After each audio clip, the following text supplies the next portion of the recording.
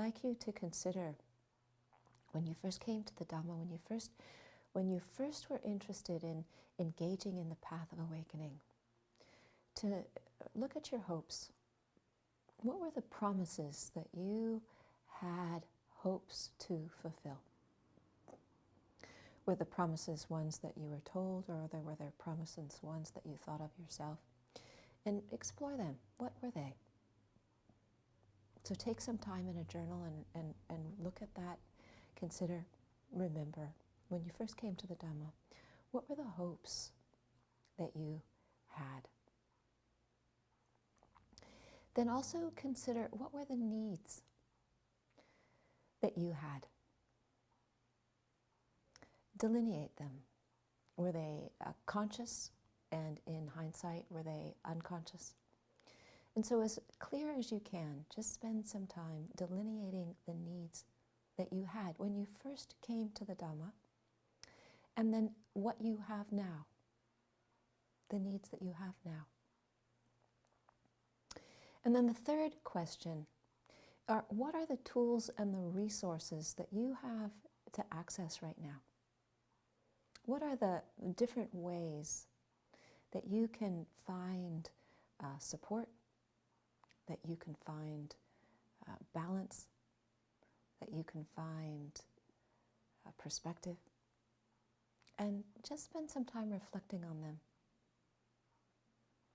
And then the last thing to consider is, what tools or resources would you like to have that you could develop?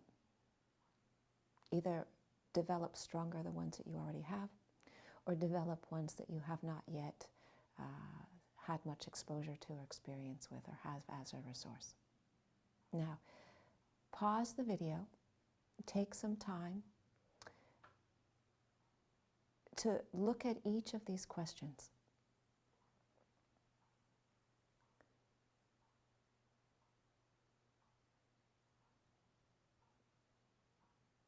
And when you're ready, come back, and I have another set of questions to ask you. When you look at your hopes, I'd like you to take your hopes and I'd like you to put them into 4 different columns. The column with the header that says healing, the column with the header that says maturation, the column with the heading that says awakening, and the column with the heading that says engagement. So put your hopes in one of those 4 columns. And then go back through your list of needs and put them in one of these 4 columns of healing, maturation, awakening, or engagement.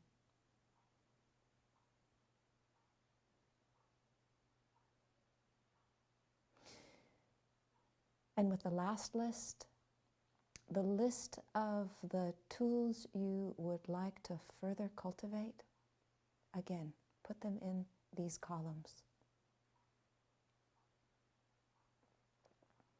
And now, as a final question, when you see where your hopes and your needs and your tools and your aspirations for further tools fall, what happens in terms of your own understanding of the path you are on? And if there is an appreciation for a path that includes whole life practice as part of its framework.